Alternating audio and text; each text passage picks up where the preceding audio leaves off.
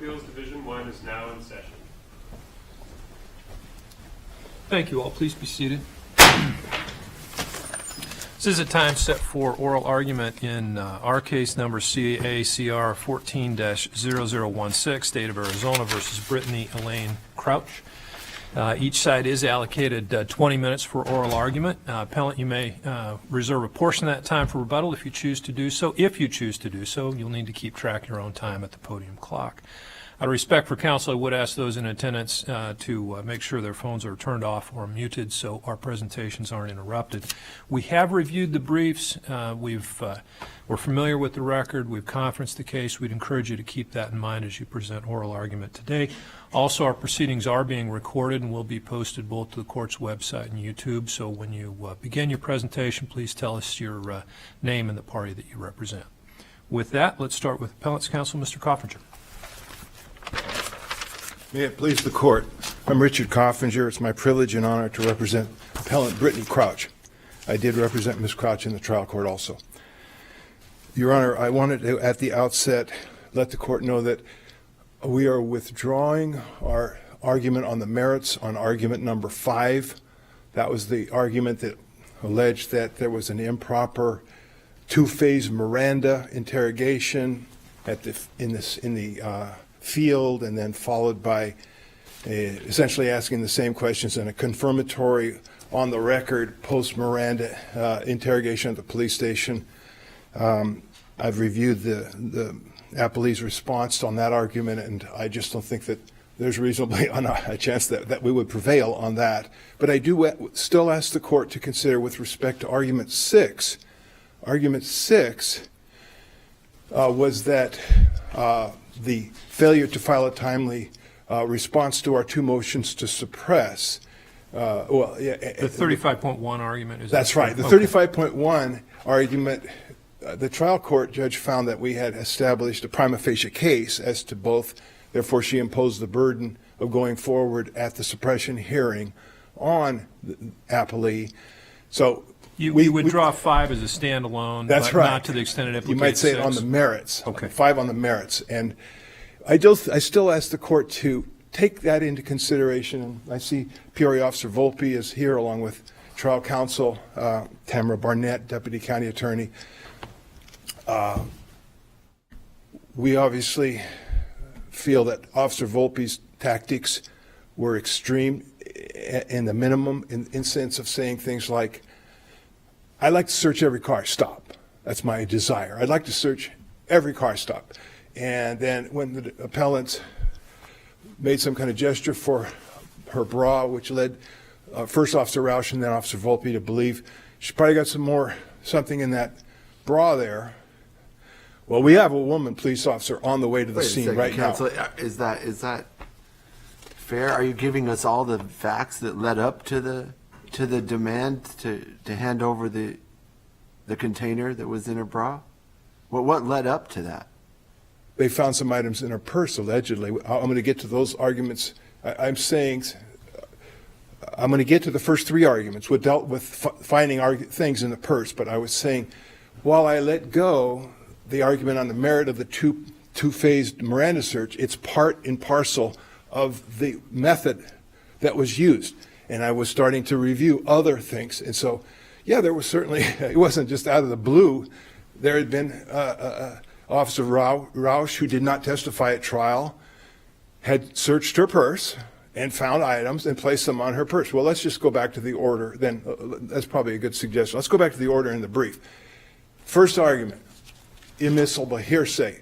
Officer Roush, by putting items on the hood of Officer Volpe's patrol vehicle that were next to appellant's purse, were intended by him as an assertion that these are the items I found when I was searching her purse. That's an important thing, that it was intended as an assertion, and appellee argues that it wasn't intended as an assertion. I don't know what else. When one officer says to another officer, I'm going to search a truck, will you search her purse? She's given us consent to search her purse. Officer Volpe goes off to search the truck. He comes back. There's a bunch of items on the hood of the police car next to the purse. That is an assertion, a statement, And it's a very interesting, evidentiary issue. We have interesting evidentiary issues coming up all the time. But you don't see this hearsay by conduct very often. It's an uncommon thing, but there's a law review article that I cited, Professor Judson Faulkner, law review article, The Hearsay Rule as a See-Do Rule. And of course, when I found out that Officer Roush wasn't on the witness list of the witnesses that were going to be testifying, and I knew that Officer Roush had searched Pellin's purse, I got busy thinking, wow, isn't that a problem with hearsay if it's an assertion? Isn't that a problem with confrontation? Isn't that a problem with that being the finder of the drugs, the alleged drugs? And it turned out to be one pill. That's all that was found in the purse. If we want to break down, one Ritalin, which is a peach-colored tablet, was found in the purse. 8 other Ritalin were found in the Altoids tin, and 1.5 or 1 1 partial Xanax, a yellow tablet, was found in the Altoids tin. So the great majority of the items that were found to be dangerous drugs for which my client did not have a prescription were found in the Altoid tin that was in her bra. But so if the court agrees that There was also a scale inside her purse, right? there was a scale allegedly inside her purse, she was found not guilty of the paraphernalia charge. Count 3, the jury found her not guilty. So I didn't talk about that. And I understand your argument about confrontation clause, but isn't it undercut, at least somewhat, by the fact that your client admitted? That is a troubling thing for told us. the officer, yes. When it comes right those after. Those are my items. Yeah, That it comes is my right purse. after. Those are my items. I try to argue that it's improper with no corpus delicti established. These pills are not illegal for everybody to possess. They're illegal to people that don't have a prescription for them to possess. And there was no evidence, independent of her statement, that somebody was committing the crime of illegally possessing alprazolam, that's the Xanax, 1 1 partial, or methylphenolate, the 9 Ritalin. So that, I agree, that statement, I think if the statement by Officer Roush's conduct, these are the items I found in the purse, if that's out, then getting statements out of her mouth talking about the items that were found in the purse or talking about the items that were seen on the hood of the car, at least I filed in the trial court a memorandum of law regarding the corpus delicti. They hadn't established anyone had committed that crime at that point.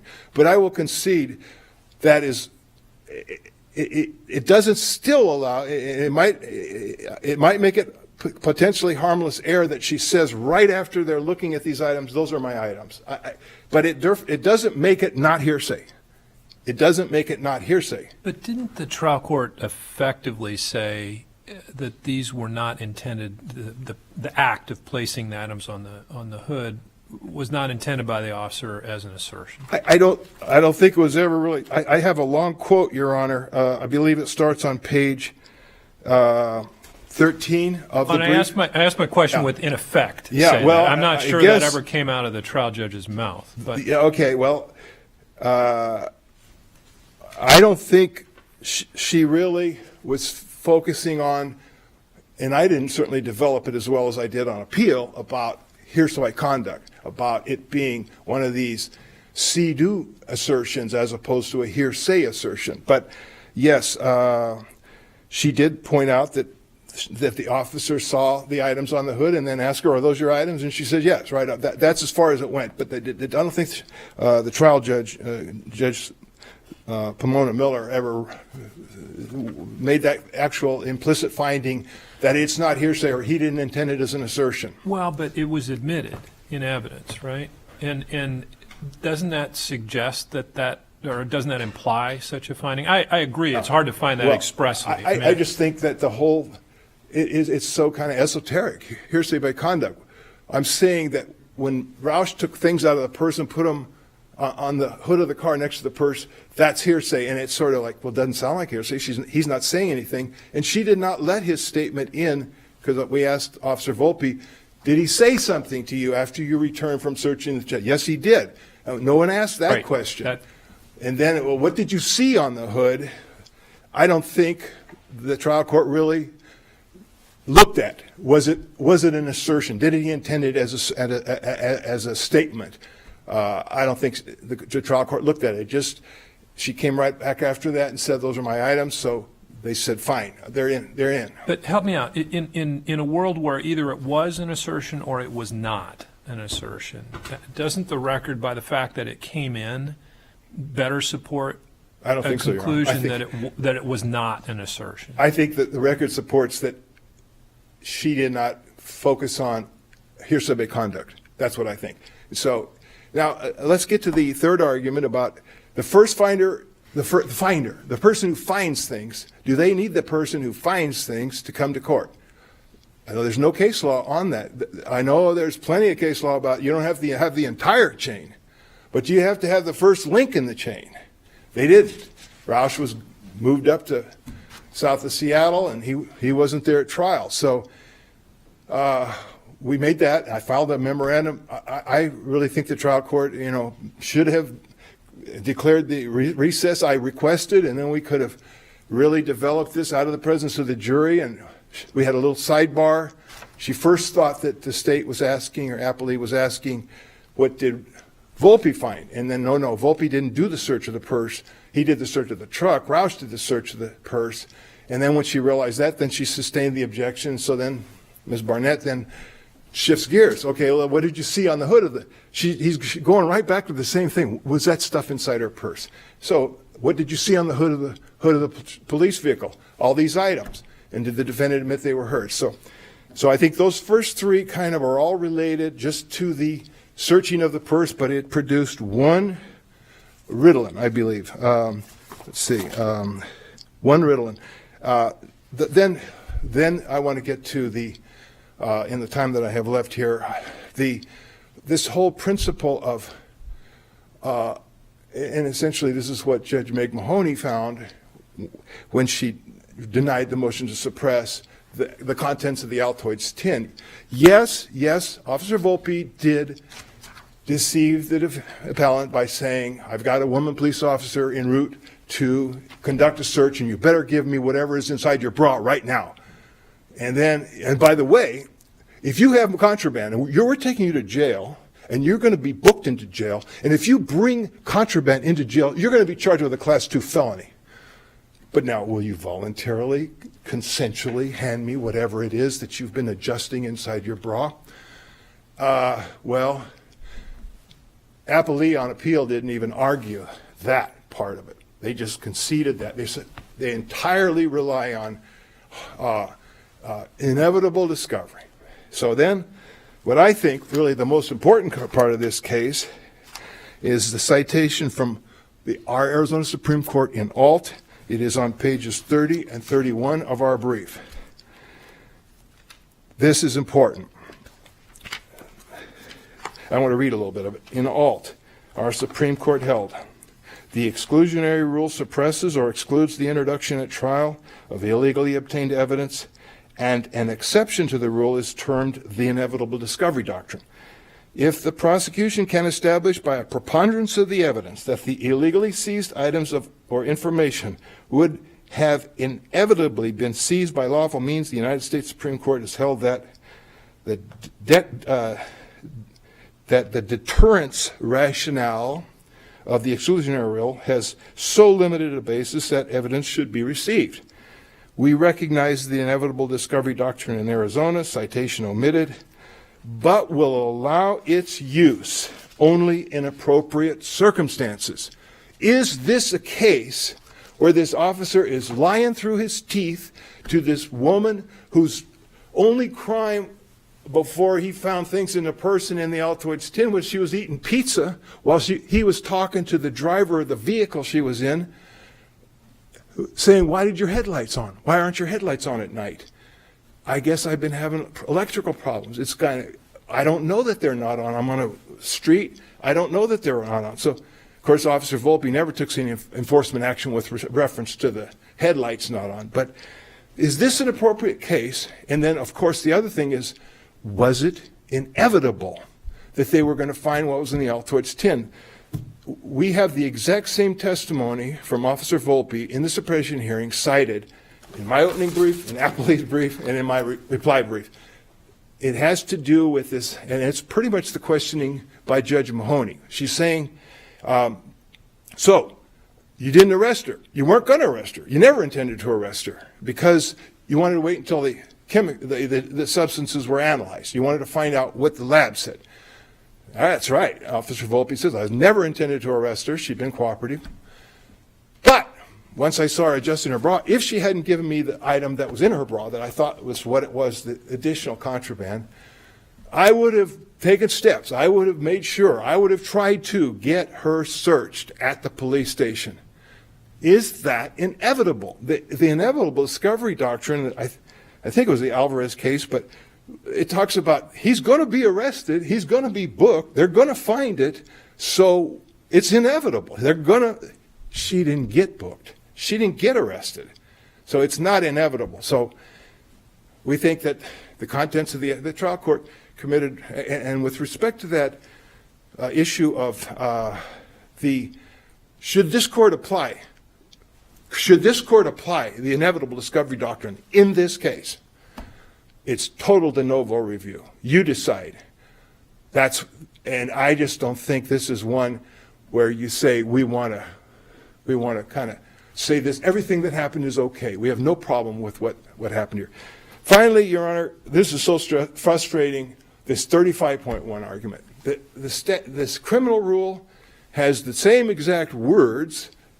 The party may file a response, and if the opposing party fails to file a timely response, then the court shall deem the matter submitted on the record. The same words, but in opposite order of the civil rule, which I think it's 7.1. It just goes the other way. It says the opposing party shall file a response, and if they don't, then the court may. I don't know how far you want to go with that. And then, of course, Rule 6 of the Rules of Civil Procedure talk about if you need more time, you can't get it done in time, file a motion for enlargement of time. And if you can't get the motion for enlargement of time filed within the time, before it runs, before the deadline, file a motion explaining your excusable neglect. Well, unfortunately, that's not the way it works in Maricopa County Superior Court with the Maricopa County Attorney's Office. They just don't file. And then, as this judge did, two motions on her own to give the state time after the time had run, the original 10 days. You know, I know this court's real accommodating to attorneys when it's like, my brief deadline is due. I got to have that brief filed. I'll file a motion for enlargement of time to file my brief, and you get an order back saying, this is it, you get one, that's all, and sometimes you get two. But the essence of what's going on here is the litigant is saying, please give me more time, not just blowing off the rule where the court says it shall deem the matter submitted on the record. I pointed out the Minig Road case. Totally your discretion whether you think this case is worthy of publication. I think it is on the hearsay by conduct issue, and I think it also is on the give us some guidance on what it means when it says the court shall deem the matter submitted on the record when the other side doesn't file a timely response and doesn't file a motion for enlargement of time. I'll reserve the balance. Thank you. Thank you, Mr. Coppinger. Ms. Ibarra.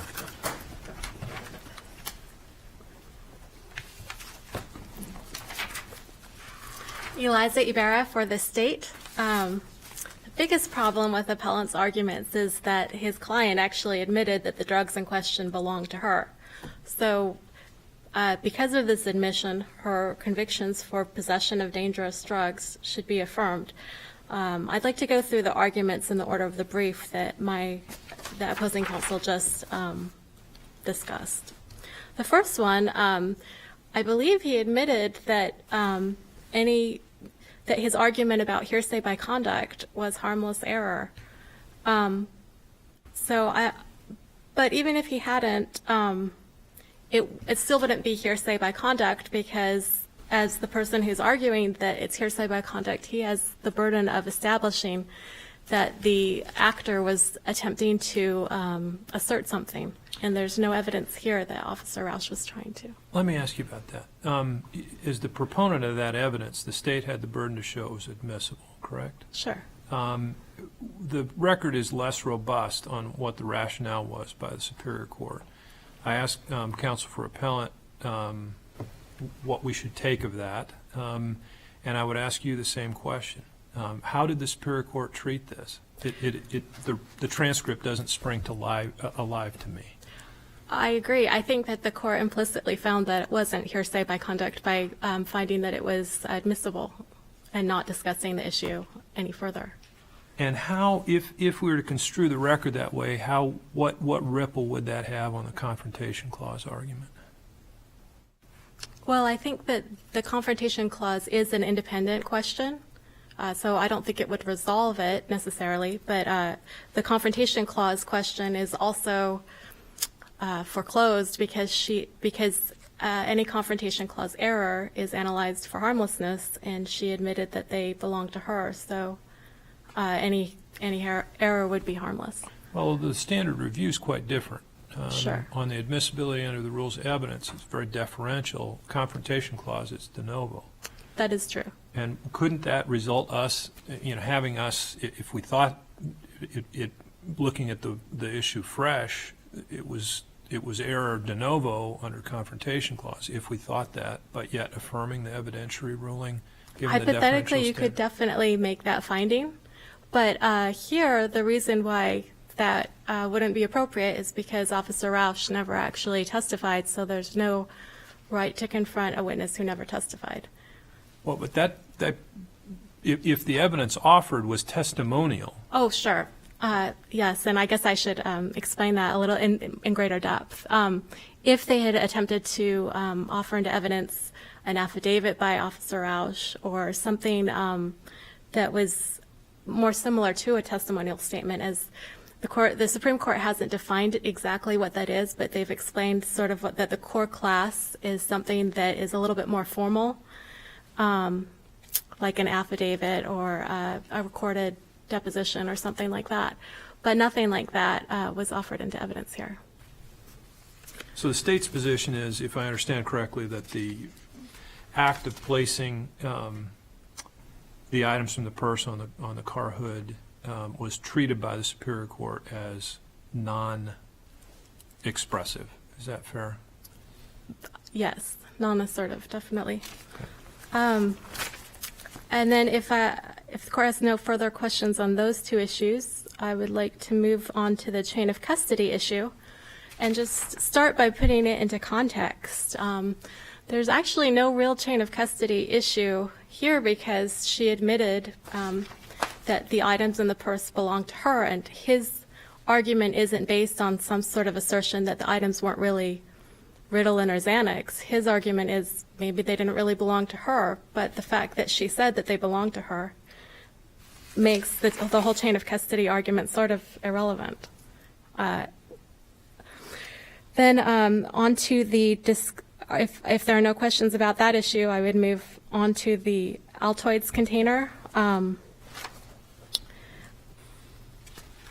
Discovery of the Altoids container in the bra was inevitable, and the trial court made... Before you move to that, Counsel, Sure. could you address or opine, or what did the officer have at that time? What level of suspicion did he have regarding her? Did he have reasonable suspicion? Did he have probable cause to go ahead and ask or make that directive, if you will, which I believe is deemed a search, right? When Sure. he gives her a command to hand it over. What do you think the level of suspicion he had at that time? At that time, they had already, well, the short answer is he had probable cause to arrest her and therefore also had the authority to search her incident to the arrest. And the reason that's true is because in the purse, they found the scale, which she said was used to weigh marijuana. They had the fake heroin, the black tarry substance packages that I think they were 6 to 8 packages, weighing a total of 3.5 grams, with dollar signs stamped on them in little tiny Ziploc baggies. It's a crime under Arizona law to possess an imitation-controlled substance. That's ARS 13-3453A. It is unlawful for a person to manufacture, distribute, or possess with intent to distribute a fake controlled substance. And then, let's see, we talked about this. And then there was the single peach Ritalin pill that she ultimately got convicted for. So definitely that by that time, based on the scale and the fake heroin, and also the Ritalin, which was packaged in a suspicious manner in an individual Ziploc baggie rather than like in a prescription bottle, he had probable cause and could have arrested her at that point. Could have arrested her at that time. Okay. Because the fact that he could have arrested her and could have searched her, Officer Volpe's statement to her to tell him what was, or I guess to turn over what was in the Altoids container. I'm sorry, I lost my train of thought. It wasn't unduly coercive because he had the power to require her to be searched. So it was more politeness or out of respect from her gender that he didn't actually pat her down himself. But under the Fourth Amendment, he had the right to do that. So that being said, so why the reliance heavily on the inevitable discovery? I mean, if that's true, if there's probable cause to arrest, search incident to arrest, which seems to make sense, some degree of sense to me, why go down the road of inevitable discovery, which seems a little amorphous to me, honestly, because of the fact that there doesn't seem to be an intent to actually arrest her and book her, according to the officer, that intent wasn't there. So how would it have been inevitably discovered if she would have never been taken down to the station? Well, an officer who has who thinks something might be contraband doesn't just have to shrug their shoulders and walk away. And he testified that at the suppression hearing that if she had not turned it over, he would have dispatched a female officer to search her or had her searched at the station. And the trial court actually made the factual finding that the officer was credible and that she believed that those statements were true. And that's on the minute entry associated with the September 6th hearing. So that would be record 36. And because that was a factual finding, the court should defer to that factual finding on appeal. And yes, in retrospect, I could have definitely fleshed out the other argument more than I did, which I just dropped in the footnote. And that was on page 22 of my brief, note 5. I really didn't flesh it out at all. And in retrospect, I probably should have. But we believe that the inevitable discovery doctrine is strong enough in this case that independently it would support the search. Thank you. And then finally, going on to the last issue, because opposing counsel withdrew the two-step interrogation issue. Trial courts have the inherent authority to extend the time to respond to motions. And I just wanted to point out that opposing counsel was mistaken when he said that the word was shall. I think you just got confused with the civil rule. The rule is actually may in Rule 35. The exact text is each party may within 10 days file and serve a response, and the moving party may within 3 additional days file and serve a reply, which shall be directed only to matters raised in a response. If no response is filed, the motion shall be deemed submitted on the record before the court. I think that's what Mr. Coventer was saying, is the motion shall be deemed that may submitted. Be. As I read that, I think I realized that too. But the important point for our argument is that the court had the discretion to analyze the facts that were at issue, and this rule and the court's discretion actually benefits both sides, because if defense counsel hadn't received a motion from the state for some reason, the court should obviously have the inherent authority to analyze those facts as well. So for future cases, I don't know that it would make sense to construe the rule the way that opposing counsel is asking the court to. Well, it would need to be construed evenly, no matter how it's interpreted, correct? Exactly. If the court has no further questions, we would submit on the briefs and ask this court to affirm. Thank you, counsel. Mr. Coffinger. Let me touch on that last point. If the state hadn't received, I hand-delivered to the Maricopa County Attorney's Office the motions, the two motions. I said that on my certificate of service. It wasn't that they didn't receive it. Ms. Barnett, the ultimately assigned prosecutor, didn't receive it from Mr. Surden for some kind of a inter-office problem. That's the essence of, do you just give them a pass? I know you're a trial judge. You want to do the right thing. You do not want to grant rulings, default rulings. We don't like it in civil cases. We don't like it in criminal. Let's get to the essence. Let's get to the merits. But you've got this rule, 35.1. The trial court shall deem the matter submitted on the record before it. You just have to throw that out the window. We don't want it to be that. We wish that wasn't the rule. It shouldn't be the rule. We should have the civil rule. The rule should be the opposing party shall file a response, and then if they don't, then the court may deem it. That's probably better. But you know how they change rules? When a court says, this is what it says, words mean what they say. And I did cite that case, which is, I was pretty proud of finding, that says, if you use shall and may in the same phrase, you mean shall to mean shall and may to mean may. And that's cited in my brief. And they use that to two words in the same phrase, in the same paragraph in 35.1. So who knows? Maybe you folks decide shall means shall. She should have deemed it submitted on the record. Never even had an evidentiary hearing. Grant both motions to suppress. Then come back and somebody says that's not a good outcome. Let's do a rule change petition for the Supreme Court to change Rule 35.1 to reverse the shall and may.